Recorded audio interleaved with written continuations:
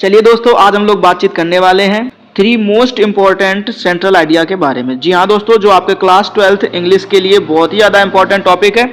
आपको मात्र ये 3 सेंट्रल आइडिया अच्छे तरीके से याद कर लेने हैं। इसके अलावा आपको कुछ पढ़ने की जरूरत नहीं पड़ेगी, ठीक है। यानी कि आपके 4 नंबर बिल्कुल पक्के हो जाएंगे। ये बात आप अच्छी तरीके से समझ लीजिए दोस्तों, ठीक है। चलिए शुरू करते हैं और देखते हैं हम लोग कौन कौन सेंट्रल आइडिया आज पढ़ने वाले हैं, ठीक है। तो जो पहला सेंट्रल आइडिया है वो है आपका क्या, माई मदर एट 66, ठीक है ना दोस्तों। और दूसरा है सेंट्रल आइडिया वो है क्या, कीपिंग क्वाइट। और तीसरा सेंट्रल आइडिया जो है वो है क्या, आ थिंग ऑफ ब्यूटी, ठीक। मात्र आपको ये 3 ही सेंट्रल आइडिया पढ़ने हैं और इन 3 सेंट्रल आइडिया पढ़ने के बाद में आपके 4 नंबर एकदम से क्लियर हो जाएंगे दोस्तों, ठीक है। और मैं आपको बिल्कुल ये आसान तरीके से सिखाने वाला हूं कि किस तरीके से आपको ये सेंट्रल आइडिया लिखना है। हर एक वर्ड का मीनिंग समझाने वाला हूं, तो आप बस अच्छी तरीके से वीडियो को एंड तक देखिए और इसके बाद आपके 4 नंबर की टेंशन बिल्कुल से खत्म हो जाएगी दोस्तों, ठीक है। चलिए शुरू करते हैं और देखते हैं हम लोग पहला सेंट्रल आइडिया, ठीक है। पहले सेंट्रल आइडिया का नाम क्या है, जरा ध्यान से पढ़िएगा, ठीक। कह रहा है माई मदर एट 66, ठीक है। यानी माई मदर एट 66 यानी मेरी मम्मी जो कितने साल की, 66 साल की, ठीक है। इसमें मतलब जो है ना, और उसके लेखिका का नाम समझ लीजिए जरा ध्यान से, ठीक। तो लेखिका का जो नाम है वो लिखा हुआ है कमला दास, ठीक। यानी किसके द्वारा लिखा गया है, कमला दास के द्वारा। यानी माई मदर एट 66 जो चैप्टर है वो कमला दास के द्वारा लिखा हुआ, ठीक। इसमें जो कमला दास है वो अपने मम्मी से सेपरेट होने का या बिछड़ने के दुख के बारे में बताती हैं, ठीक है। तो हम लोग ज़्यादा समय ना बर्बाद करते हुए पहले हम लोग सेंट्रल आइडिया को समझ लेते हैं। आपको सारी कहानी ऑटोमेटिक समझ में आ जाएगी, ठीक है। कह रहा है क्या, कह रहा my mother at 66, my mother at 66 is a wonderful composition of a great and famous poetess Kamala Das, ठीक। यानी कि साहब कहने का मतलब है कि जो माई मदर एट 66 है वो एक बहुत ही ज्यादा वंडरफुल शानदार कंपोजिशन है ऑफ अ ग्रेट यानी एक महान एंड फेमस और एक प्रसिद्ध पोएटेस यानी कवित्री की बाय कमला दास, यानी कौन, कमला दास, ठीक। यानी जो माई मदर एट 66 है वो कमला दास की बहुत ही वंडरफुल कंपोजिशन है, ठीक। उसके बाद में देखिए जरा ध्यान से, इसको हम लोग याद करने की कोशिश करेंगे। अब कह रहा it deals with the feeling of fear. It deals, deals का मतलब होता है जुड़ना या संबंधित होना, ठीक। द फीलिंग मतलब किससे, भावनाओं से, ठीक। यानी ये भावनाओं से यानी फीलिंग से, ठीक। ऑफ फियर, फियर का मतलब होता है डर, क्या होता है, डर, ठीक। उसके बाद में लिखा हुआ है क्या, एंड इमोशंस, ठीक। इमोशंस यानी कि भावनाओं से, ठीक। यानी ये जो सारी चीजें हैं वो किससे, यानी ये जो माई मदर एट 66 है वो जुड़ा हुआ है या संबंधित है किससे, फियर यानी डर से, एंड इमोशंस यानी किससे, इमोशंस से, ठीक। अब कौन से इमोशंस से, तो कह रहा है क्या, दैट जो डॉटर्स एक्सपीरियंस यानी जो लड़कियां जो हैं वो एक्सपीरियंस यानी इस चीज का अनुभव करती हैं with regard to their mothers यानी किसके साथ, अपनी माँ के साथ, ठीक। यानी कि ये जो उस डर की बात कर रहा है जो लड़कियां जो हैं या जो बेटियां हैं वो अपनी माताओं के साथ में अनुभव करती हैं, ठीक। उसके बाद कह रहा है चिल्ड्रन आर अटैच्ड, यानी जो बच्चे होते हैं वो क्या होते हैं, अटैच्ड होते हैं यानी जुड़े होते हैं। तो कह रहा है children are attached to their mothers, ठीक। यानी अपनी माओ से, ठीक। यानी जो बच्चे होते हैं वो अपनी मम्मियों से अपनी माओ से क्या होते हैं, जुड़े होते हैं, ठीक। उसके बाद कह रहा है and are afraid of losing them, ठीक। एंड आर अफ्रेड, अफ्रेड का मतलब होता है डरना और डर जाते हैं, ऑफ लॉसिंग देम उन्हें खोने से। यानी जो बच्चे होते हैं वो अपनी माँ से बहुत बेहतर तरीके से जुड़े होते हैं, माँ और बेटे के बीच में या माँ और बेटी के बीच में बेहतर बॉन्डिंग होती है, जिस वजह से जो बेटियां होती हैं वो उनको खोने से या जो बच्चे होते हैं वो उनको खोने से डरते हैं, ठीक। उसके बाद कह रहा this poem brings out this ordinary, यानी जो पोएम जो है वो ब्रिंग्स आउट ऑर्डिनरी, ऑर्डिनरी मतलब होता है सामान्य, क्या होता है, सामान्य। यानी जो कविता है वो सामान्य यानी कैसी है, ऑर्डिनरी है, ठीक। यानी कि थोड़ी सी सामान्य है, बट लेकिन प्रोफाउंड ह्यूमन नेचर, यानी कह रहा प्रोफाउंड, बट प्रोफाउंड, प्रोफाउंड का मतलब होता है गहन, ठीक। ह्यूमन का मतलब होता है मानवीय, ठीक। उसके बाद लिखा है नेचर, नेचर का मतलब होता है स्वभाव, लेकिन ये बहुत गहरा मानवीय स्वभाव को, ठीक, थ्रू अ पर्सनल रिवेरी, मतलब ये जो कविता है वो बड़ी ही ऑर्डिनरी है, बड़ी साधारण सी कविता है, ठीक। लेकिन ये जो कविता है वो मानवीय स्वभाव यानी बहुत गहरे मानवीय स्वभाव को क्या करती है, सामने लेकर के आती है, ठीक। अब कह रहा डेथ इज इनएविटेबल, यानी जो मृत्यु है वो कैसी है, इनएविटेबल है, ठीक। इनएविटेबल का मतलब होता है निश्चित है, कैसी है, निश्चित, यानी जो मृत्यु है वो निश्चित है, बट लेकिन पीपल अफ्रेड लॉसिंग देयर, ठीक, लेकिन जो लोग होते हैं वो आर अफ्रेड, अफ्रेड का मतलब होता है डरना, लेकिन वो डरते हैं लॉसिंग खोने से, देयर डियर वंस यानी अपने किसी प्यारे व्यक्ति को, ठीक, यानी अपने किसी प्यारे व्यक्ति को या अपने किसी चहेते को खोने से फिर भी क्या करते हैं, डरते हैं। यानी ये भी अच्छी तरीके से जानते हैं लोग कि मृत्यु जो है वो क्या है, निश्चित है, मतलब मृत्यु को कभी कोई टाल नहीं सकता है, लेकिन फिर भी जो लोग हैं ना वो क्या करते हैं, डरते हैं इस चीज को लेकर के कि हमारा कोई चहेता या हमारा कोई सगा हमसे कहीं दूर ना हो जाए। ठीक, अभी हम आपको छोटी सी कहानी सुनाते हैं कि मृत्यु किस प्रकार से अमिट है। ठीक, उसके बाद देखिए जरा ध्यान से, आगे कह रहा है आपसे क्या, as the poet express the bond between a mother and her child, ठीक, यानी वो एक्सप्रेस करती हैं या दर्शाती हैं, समझ में आ रहा है, ठीक है, जो कवित्री है वो दर्शाती हैं या बताती हैं as the bond, as the poet express the bond between, यानी बॉन्ड यानी जो संबंध होता है, बॉन्ड का मतलब क्या बोलोगे, जो संबंध होता है, जो रिश्ता होता है between a mother and her child, यानी एक माँ के बीच में और एक बच्चे के बीच में जो एक स्पेशल बॉन्ड होता है, उस बॉन्ड के बारे में कवित्री बताती हैं। एंड देयर फॉर, और इसलिए द एनेक्सिटी, एनेक्सिटी मतलब होता है चिंता of losing the relationship is also strong. ठीक, अब कह रहा है ना कि द एंग्जाइटी, ठीक, एंग्जाइटी मतलब होता है चिंता, और सबके मन में ये चिंता, ठीक, ऑफ लॉसिंग, लॉसिंग मतलब होता है खोने की, द रिलेशनशिप यानी रिश्ते को, यानी और इस रिश्ते को खोने से जो है ना इसकी जो चिंता है इज आल्सो स्ट्रॉन्ग, धीरे धीरे क्या होती जाती है, बढ़ती जाती है। ठीक, मतलब इस रिश्ते को खोने से जो चिंता है वो लगातार बढ़ती जाती है। ठीक, उसके बाद कह रहा है एज इट्स, और इसके थेमेटिक कंसर्न, ठीक, यानी जो इसका महत्व है वो बहुत ही विषयक है। अब कह रहा है आगे लिखा है द पोयम, यानी ये जो कविता है, ब्रिंग्स आउट यानी सामने लेकर आती है, बाहर लेकर आती है, द इनर थॉट्स यानी अंदर के विचारों को, ऑफ अ डॉटर यानी एक पुत्री के, फॉर हर मदर है उसकी माँ के लिए। ठीक, यानी उसकी माँ के लिए एक पुत्री के या एक बेटी के मन में क्या आंतरिक विचार होते हैं, या जो मन के अंदर के भाव होते हैं, उन सभी विचारों को, उन सभी भावों को क्या करती है, सामने लेकर के आती है। ठीक, उसके बाद कह रहा द पोएट हैड गॉन, यानी जो कवित्री है वो जाती है टू मीट हर मदर, यानी अपनी माँ से मिलने, यानी जो कवित्री है वो अपनी माँ से मिलने जाती है, हुज जो पेल फेस यानी जिनका चेहरा जो है वो क्या पड़ चुका है, पीला पड़ चुका है, मेड हर रियलाइज, और क्या करती है, महसूस करती हैं, दैट की हर मतलब वो मदर वाज गेटिंग ओल्ड, और वो महसूस करती हैं कि उसकी जो माँ है वो क्या होती जा रही है, बूढ़ी होती जा रही है। ठीक है, यानी कहने का मतलब जो है कि कवित्री है वो अपनी माँ से मिलने जाती हैं, जो पेल फेस यानी जिनका चेहरा है वो पीला पड़ चुका है, एंड हर रियलाइज, और वो महसूस कर पाती हैं, दैट की her mother was getting old, और उसकी जो माँ है वो क्या होती जा रही है, बूढ़ी होती जा रही है। ठीक, उसके बाद लिखा while going away from her mother, while जब, going away from her mother, ठीक है, जब वो क्या करती है, दूर जाती है, फ्रॉम हर मदर यानी अपनी माँ से, हु जो हैज ग्रोन ओल्ड, जो क्या होती जा रही है, बूढ़ी होती जा रही है। समझना बात को ध्यान से दोस्तों। ठीक, उसके बाद में कह रहा है क्या, पोएट गेट्स डीपली सैडेंड, ठीक, और पोएट्स जो है यानी जो कवित्री है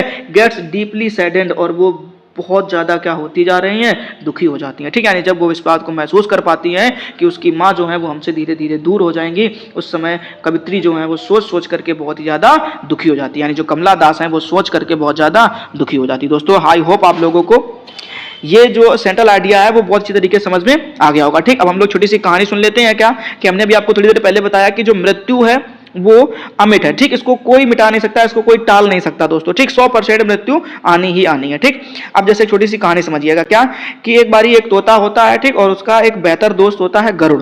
ठीक है, और तोता एक बारी आम के पेड़ पर बैठ करके आम को खा रहा होता है। ठीक, तो वहां से क्या होता है कि यमराज जी अपनी ब्लैक स्कॉर्पियो में जा रहे होते हैं। ठीक है, तो जब वो अपनी ब्लैक स्कॉर्पियो में आगे की तरफ जा रहे होते हैं तो अचानक से उनकी नजर जो है ना तोते के ऊपर पड़ जाती है, तोते को देख करके मुस्कुराने लगते हैं। ठीक, अब तोता भी देख लेता कि यार यमराज जी मुस्कुरा रहे हैं।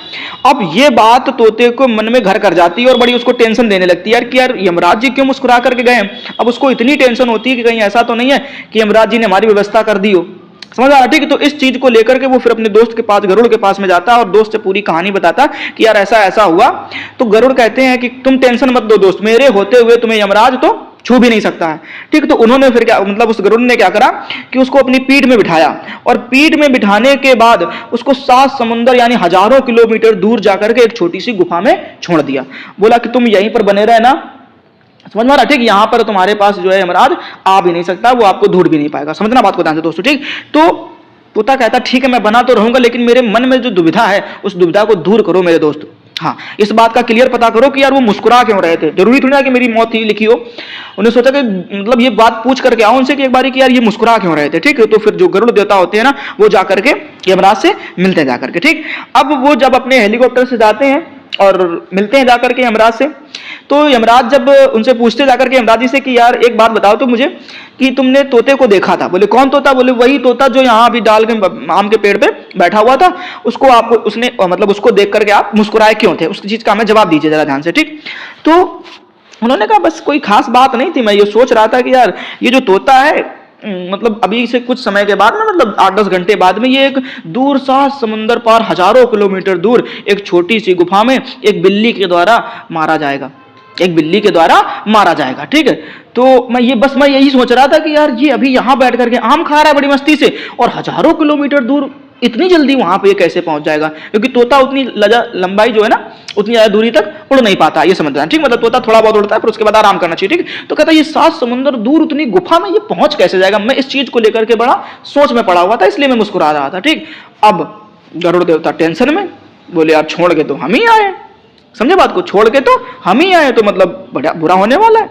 तो इस चीज को लेकर के ना, तो समझो जरा, जान देना कि जो मौत है उसको कभी कोई टाल नहीं सकता, जहां होनी है वहीं पे होगी, इसलिए खुल करके जियो दोस्तों, समझ आ रहा? हाँ, अच्छे से जियो, खूब मस्त एकदम रंगबाजी से। ठीक, क्योंकि मौत को कभी कोई टाल नहीं सकता है। ठीक है, तो उस तोते ने दिमाग लगाया कि भाई साहब बचना है, दोस्त को बताया, उसके दोस्त ने भी दिमाग लगाया लेकिन बच नहीं पाया। ठीक, और उसके बाद में तोता पता चला निपट गया। जब गरुड़ देवता वापस जाकर के देखा तो तोता की चोंच केवल चमक रही थी, बाकी तोता तो जो था वो तोता बन के उड़ गया। समझ में आ रहा? तो दोस्तों ये होती है ना कि मृत्यु को कभी कोई टाल नहीं सकता। ठीक, और इसलिए जो गरुड़ था वो थोड़ा सा दुखी होता है, और यही कहानी इसमें बताई गई है कि कमला दास जो है वो अपनी माँ के दूर होने के दुख को लेकर के बड़ा चिंतित रहती हैं, क्योंकि बचपन में जो है ना एक माँ की और एक बेटी की बहुत बेहतर बॉन्डिंग होती है, जिस वजह से वो एक दूसरे से बहुत ज़्यादा प्रेम करती है। ठीक, वो क्या मतलब हर एक बच्चा अपनी माँ से प्रेम करता है, और उसके दूर जाने के सोचने से ही मात्र वो क्या हो जाता है, दुखी हो जाता है। ठीक, और यही इसमें कुछ कहानी सिखाएगी दोस्तों। ठीक है, तो आप लोग इसको अच्छी तरीके से तैयार कर लीजिएगा,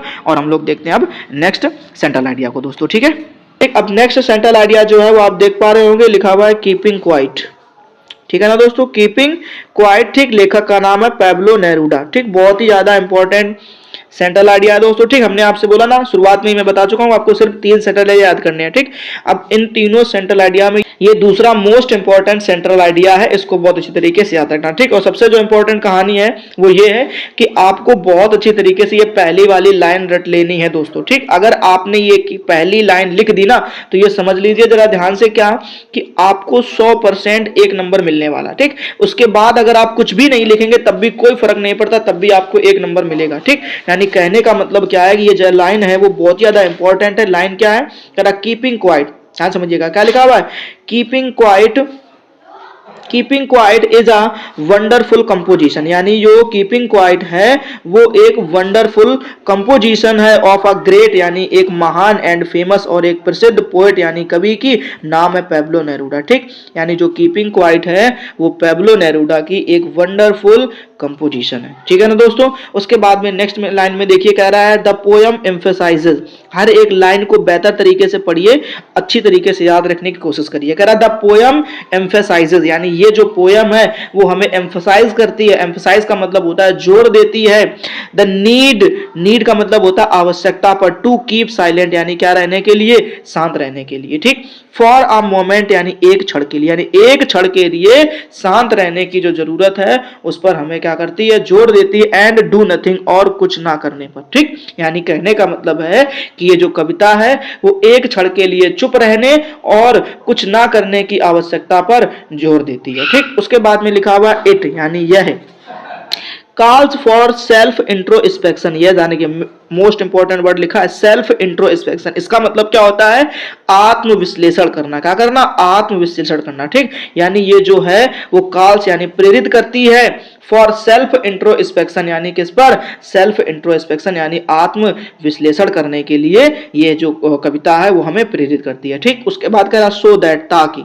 सो दैट का मतलब क्या होता है, ताकि वी कैन अंडरस्टैंड, हम समझ सकें, ताकि हम समझ सकें, समझना लोग सुनाते क्या, हम समझ सकें व्हाट वी आर डूइंग, यानी हम क्या कर रहे हैं, ठीक, यानी अपने आप का जो आत्म विश्लेषण है, सेल्फ इंट्रोस्पेक्शन है, उसको आप अच्छी तरीके से समझ सकें कि आप क्या करने वाले हैं या आप क्या कर रहे हैं, ठीक। उसके बाद लिखा हुआ है द पोएट पेब्लो नेरूडा, यानी जो पोएट है पेब्लो नेरूडा है, आस्क अस, यानी आस्क मतलब होता है पूछना, अस मतलब क्या होता है हमसे, यानी वो क्या करते हैं, पेब्लो नेरूडा जो है वो हमसे पूछते हैं या हमसे कहते हैं टू स्टॉप वार्स, यानी क्या कर दो, युद्ध को बंद कर दो, युद्ध को क्या करो, रोक दो, यानी समझो ध्यान से दोस्तों क्या कि युद्ध को क्या कर दो, रोक दो, एंड हेट, और क्या लिखा हुआ, नफरत, और जो नफरत है, जो घृणा है दूसरों के प्रति, उसे क्या कर दो, बंद कर दो, पॉल्यूशन रोक दो, क्या कर दो, पॉल्यूशन को रोक दो, पॉल्यूशन मतलब होता है प्रदूषण, यानी जो प्रदूषण है उसे क्या कर दो, बंद कर दो, यानी प्रदूषण करना, पॉल्यूशन फैलाना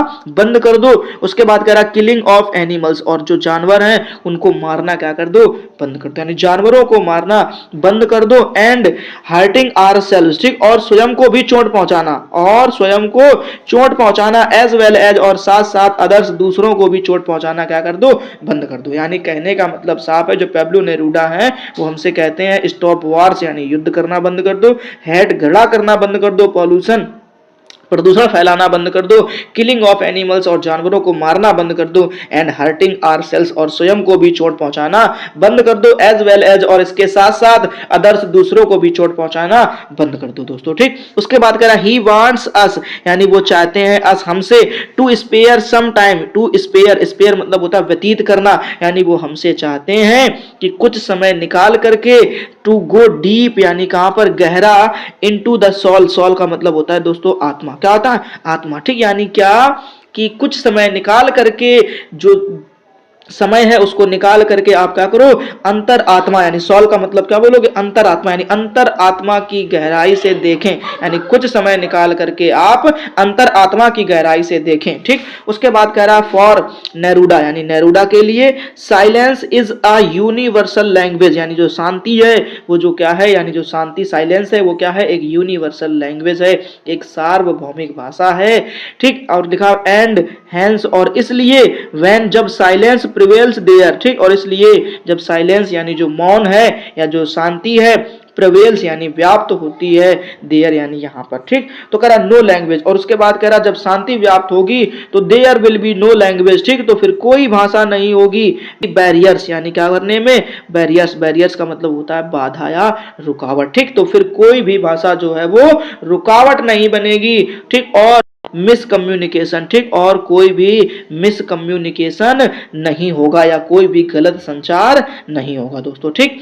हैंस यानी इसलिए, we will all be one, यानी we will all be one, यानी हम सब लोग एक हो जाओगे, विदाउट एनी ग्रीड और हेट, यानी बिना किसी लालच के और बिना किसी एक, ठीक है, नफरत के। उसके बाद कह रहा देयर विल बी यूनिटी, यानी और क्या होगी, एकता होगी, एंड फ्रेटर्निटी, फ्रेटर्निटी का मतलब यहां पर लिखा हुआ ब्रदरहुड, और क्या होगा, भाईचारा होगा, ठीक, यानी एकता होगी और क्या होगा, भाईचारा होगा, बंधुत्व होगा। उसके बाद कह रहा है द पोएट बिलीव्स, और जो कवि है वो विश्वास करता है, दैट की दिस साइलेंस विद चेंज, यानी जो ये शांति है, जो ये मौन है, चेंज लाएगा आर पर्सपेक्टिव, ठीक, आर यानी हमारे, पर्सपेक्टिव, पर्सपेक्टिव का मतलब होता है दृष्टिकोण, और ये जो साइलेंस है वो हमारे दृष्टिकोण पर क्या करेगा, ठीक, चेंज लेकर के आएगा, एंड थिंकिंग, और हमारे विचारों को भी क्या करेगा, चेंज करेगा, बदल देगा, बिकॉज, क्योंकि, इट डज नॉट मीन, क्योंकि इसका कोई मतलब नहीं है, इन एक्टिविटी, यानी किसमें, इन एक्टिविटी, इन एक्टिविटी का मतलब होता है निष्क्रियता, यानी जो इसका अर्थ है निष्क्रियता नहीं है, बट पेशेंस यानी क्या है, धैर्य है, लाइक नेचर यानी किसकी तरीके से, पृथ्वी की तरीके से, यानी जिस प्रकार से पृथ्वी जो होती है सहनशील होती है ना, सेम उसी तरीके से पेशेंस रखना चाहिए, ठीक है। यानी कहने का मतलब क्या है कि जब हम लोग खेत में किसी बीज को बोते हैं तो वो महीनों तक शांति से पड़ा रहता है, उसके बाद में फिर वो अंकुरित होता है, और अंकुरित होने के बाद में एक अच्छे से पौधे में बदल जाता है दोस्तों, ठीक है। तो ये बात आप ध्यान रखिएगा। फिलहाल आपको ये जो सेंट्रल आइडिया है वो बेहतर तरीके से समझ में आ गया होगा दोस्तों। अगर आप चैनल पर पहली बार आए हुए हैं तो प्लीज चैनल को सब्सक्राइब कर लीजिए, और और अगर अभी तक आप लोगों ने वीडियो को लाइक नहीं किया हुआ है तो प्लीज़ वीडियो को लाइक कर दीजिए, ठीक, और अपने दोस्तों के साथ में साझा भी कर सकते हैं। चलिए दोस्तों, हम लोग देखते हैं नेक्स्ट सेंट्रल आइडिया को, ठीक, जो आपके बोर्ड एग्जाम के पॉइंट ऑफ व्यू से बहुत ही ज़्यादा इंपॉर्टेंट होने वाला है, ठीक। नाम है अ थिंग ऑफ ब्यूटी। क्या नाम है? A thing of beauty. लेखक का नाम है बाय जॉन कीट्स, यानी लेखक का नाम क्या है? जॉन कीट्स, ठीक है। तो फिर से देखिए जरा ध्यान से, मैं एक कॉमन लाइन आपको बता दी, एक नंबर की जुगाड़ मैंने आपको कर दी है कि आप कोई भी सेंट्रल आइडिया लिखो, उसका नाम और उसके लेखक का नाम आप अच्छे तरीके से याद कर लो, बस बात खत्म, ठीक। अगर वो लाइन आपने लिख दी तो मैं आपसे वादा करता हूं कि एक नंबर आपको बिल्कुल मिलने वाला है, ठीक। अगर आपने थोड़ा सा और अगर बेहतर तरीके से, जैसा मैं आपको बताने वाला हूं, वो सब लिख दिया तो आपको फिर 4 में 4 नंबर पूरे के पूरे मिलने वाले हैं दोस्तों, ठीक है। फिलहाल शुरू करते हैं, जरा देखिए ध्यान से। कह रहा है आपसे क्या कि a thing of beauty, a thing of beauty is wonderful composition. देखो सब में मैंने एक ही लाइन लिखी है दोस्तों, ठीक है, of a great and famous poet John Keats, ठीक। यानी ये कॉमन लाइन आपको हर एक सेंट्रल आइडिया में लिखनी है, बात खत्म, ठीक। ये लिख दी, इसका मतलब साफ है आपको इस चैप्टर की नॉलेज है, और चैप्टर की नॉलेज है तो फिर आप आसानी से 1 या 2 नंबर आसानी से प्राप्त कर पाएंगे दोस्तों, ठीक। ये बहुत बड़ी लाइन है अपने आप में, समझना। अगर आप सेंट्रल आइडिया लिखना चाहते हैं तो उसके लिए बहुत बड़ी लाइन है। अगर ये लाइन लिखी आपने, मतलब 1 नंबर फिक्स हो गया। हो सकता है अगर लेखक मतलब जो एग्जामिनर हुआ ना, उसका अगर अच्छा मन हुआ ना, तो फिर वो इसमें 2 नंबर भी दे सकता है आपको, ठीक। ये बहुत बड़ी लाइन है अपने आप में, समझ लेना दोस्तों ध्यान से, ठीक है। फिलहाल आगे देखते हैं, देखिए ध्यान से। कह रहा अ थिंग ऑफ ब्यूटी, क्या कह रहा? A thing of beauty is an excerpt from Keats first epic poem, ठीक। नाम है एंडीमियन। इस चीज को समझो, ये लाइन बहुत ही ज्यादा इंपॉर्टेंट है, ध्यान से पढ़ो। अ थिंग ऑफ ब्यूटी, यानी जो ये अ थिंग ऑफ ब्यूटी है वो इज एन एक्सर्प्ट, ठीक। एक्सर्प्ट का मतलब है उद्धरण होना। क्या होना? उद्धरण। जैसे आपने हिंदी में पढ़ा होगा ना कि ये जो पैराग्राफ है, या जो ये तुम्हारा पद है, या ये जो गद्य है, वो फलाने चैप्टर से उद्धृत है, ठीक, या फलाने चैप्टर से लिया गया है, ठीक। ऐसे ही ध्यान रखना, जो अ थिंग ऑफ ब्यूटी है इज एन एक्सर्प्ट, यानी ये लिया गया है फ्रॉम, यानी से कीट्स फर्स्ट एपिक पोयम, यानी जो तुम आपके जॉन कीट्स है ना, उनकी पहली एपिक पोयम एंडीमियन, ठीक। यानी जो उनकी पहली एपिक पोयम है, जो कैसी है? पहली एपिक। एपिक का मतलब होता है महा, क्या बोलोगे? महाकाव्य है। जो क्या है? महाकाव्य है। नाम क्या है? एंडीमियन, ठीक। एंडीमियन आ पोएटिक, क्या बोलोगे? आ पोएटिक रोमांस, ठीक। यानी बुक का नाम याद रख लो, इंपॉर्टेंट बुक है, एंडीमियन आ पोएटिक रोमांस, ठीक। यानी कहने का साफ मतलब है क्या कि जो अ थिंग ऑफ ब्यूटी है वो जॉन कीट्स के पहले महाकाव्य एंडीमियन अ पोएटिक रोमांस से लिया गया है, ठीक। ये बात आप अच्छे से याद रख सकते हैं, लाइन बेहतर है, अच्छे से याद रख लीजिए, आपके नंबर जो है वो बेहतर होते चले जाएंगे। फिलहाल कह रहा है द पोयम गिव्स अस, और ये जो पोयम है गिव्स अस हमें देती है अ मैसेज, यानी एक संदेश देती है। यानी ये जो पोयम है अ थिंग ऑफ ब्यूटी, वो हमें एक संदेश देती है दैट की a thing of beauty is Joy for ever, यानी जो क्या होती है? अ थिंग ऑफ ब्यूटी है, यानी किसी वस्तु की जो सुंदरता है, अ जॉय फॉर एवर, वो हमेशा और हमेशा ही प्रसन्नता प्रदान करती है। जॉय का मतलब क्या बोलोगे? आनंद या प्रसन्नता। यानी जो कविता है ये, वो हमें एक संदेश देती है कि सुंदर वस्तु जो है वो हमें हमेशा प्रसन्नता प्रदान करती है, ठीक। उसके बाद कह रहा है क्या कि beauty is a concept, that beauty is a concept, यानी जो ब्यूटी है वो क्या है? एक कॉन्सेप्ट है, एक मनोभाव। समझ में आ रहा है ना, ठीक। यानी सुंदरता जो है वो एक ऐसा मनोभाव है दैट जो is found everywhere around us, ठीक। यानी फाउंड का मतलब होता है पाया जाता है, एवरीवेयर प्रत्येक जगह, अराउंड यानी चारों तरफ, अस यानी हमारे, यानी सुंदरता एक ऐसा मनोभाव है जो हमारे चारों ओर पाया जाता है। एंड दस, और इसलिए नेवर एंड्स, इसलिए ये कभी भी समाप्त नहीं होता, ठीक। यानी ये इसलिए कभी भी समाप्त नहीं होता है। अब कह रहा आर, यानी हमारी, earth is full of innumerable beautiful things, यानी ध्यान से समझिए, यानी जो हमारी पृथ्वी है, आर अर्थ का मतलब क्या बोलोगे? जो हमारी पृथ्वी है वो फुल यानी भरी हुई है ऑफ इनन्यूमरल्स, इनन्यूमरेबल का मतलब बोलोगे आप अनगिनत, ठीक, और ब्यूटीफुल थिंग्स का मतलब बोलोगे सुंदर सुंदर चीजों से, यानी जो हमारी पृथ्वी है वो कई सुंदर सुंदर चीजों से या अनगिनत सुंदर सुंदर चीजों से भरी हुई है, ठीक।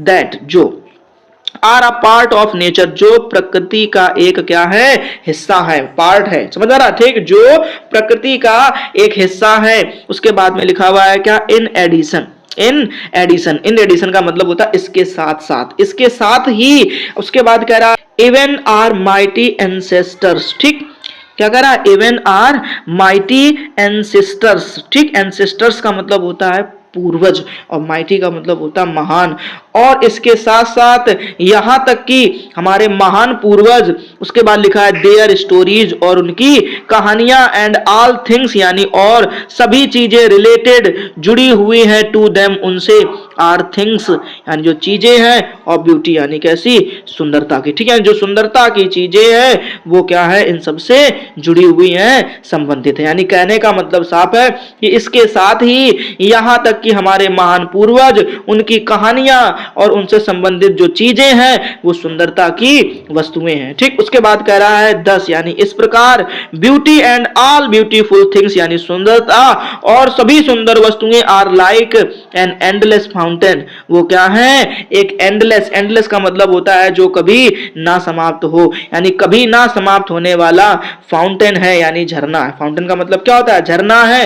सेंट जो भेजा गया है बाय गॉड यानी किसके द्वारा, भगवान के द्वारा, एंड जो भगवान के द्वारा भेजा गया झरना है जिसका कोई अंत नहीं है, ठीक। उसके बाद देखिए जरा ध्यान से अगली लाइन में क्या कह रहा है, द पोयम प्रेजेंट्स यानी ये जो पोयम है वो प्रेजेंट करती है, प्रस्तुत करती है, the healing quality of beauty यानी क्या, healing quality of beauty, healing मतलब होता है उपचारात्मकता, ठीक, और उसके बाद में क्वालिटी यानी गुण, ठीक, तो ये ध्यान रखना, ऑफ ब्यूटी यानी किसका, सुंदरता, यानी जो कविता है वो सुंदरता की उपचारात्मक गुण को प्रस्तुत करती है, ठीक। उसके बाद कह रहा है अकॉर्डिंगली यानी उसी प्रकार, थिंग्स ऑफ ब्यूटी यानी जो सुंदरता की क्या है, वस्तुएं हैं, ठीक, इनकरेज यानी हमें उत्साहित करती हैं, टू मूव फॉरवर्ड यानी आगे बढ़ने के लिए, ठीक, यानी इसी प्रकार, ठीक, ध्यान रखना दोस्तों, जो सुंदरता की वस्तुएं हैं वो हमें आगे बढ़ने के लिए प्रेरित करती हैं, बी हैप्पी और खुश रहने के लिए प्रेरित करती हैं,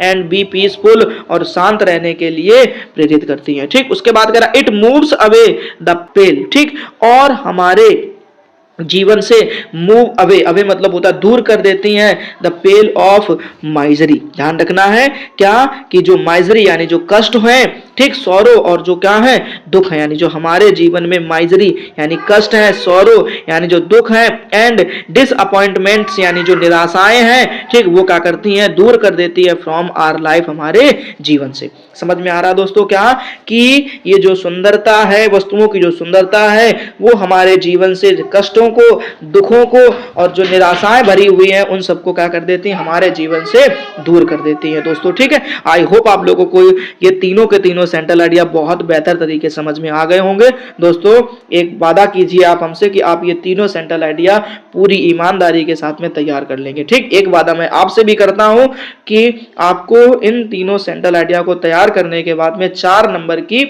सोच, 4 नंबर के बारे में टेंशन लेने की कोई जरूरत नहीं है, ठीक है। मैं वादा करता हूं कि आपके 4 नंबर बिल्कुल एश्योर हो जाएंगे अगर आपने ये 3 सेंट्रल आइडिया पूरी ईमानदारी के साथ में तैयार कर लिए दोस्तों, ठीक है। हम लोग फिर से मिलेंगे ऐसे ही किसी नेक्स्ट मोस्ट इंपॉर्टेंट टॉपिक के साथ में। तब तक के लिए दोस्तों जय हिंद, अपना ख्याल रखिएगा और मेहनत से अच्छे तरीके से पढ़ाई करते रहिएगा।